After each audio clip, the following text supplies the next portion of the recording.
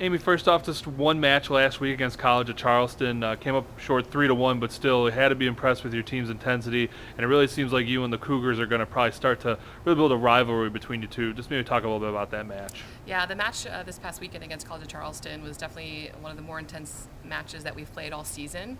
But I think it's a great kind of spark towards the rivalry that we're going to continue to have as they join our conference. And, we look forward to going back down there in 2 weeks and playing them again.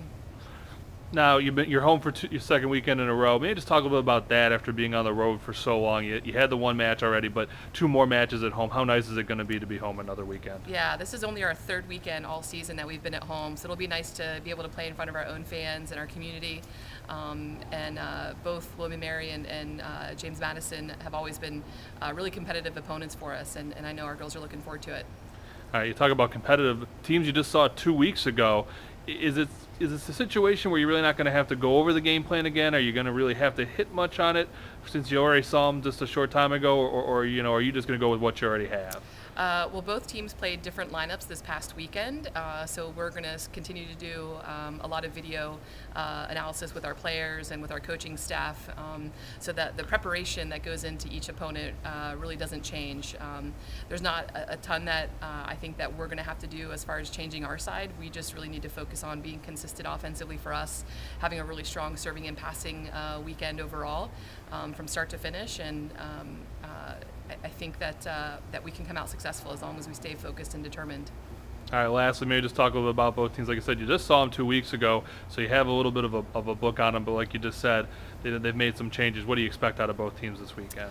JMU ran a different setter this past weekend, and William and Mary looked like they tested out a 6-2 offense.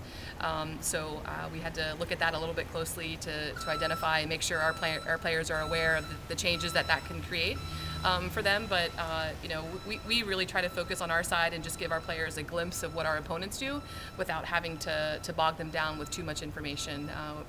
So I'm excited about the way we've practiced this week. It's been pretty intense, and our girls are looking forward to playing at home this weekend.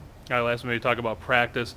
You only had the one match last week, so you kind of had a little bit of a different week and a rebound in terms of coming back from practice this week. Has that benefited the team being kind of at the midway point of conference play to maybe have a couple extra days to kind of re-energize and get ready for this last push? Well, what we like to do when we have a longer break is work on our skills training.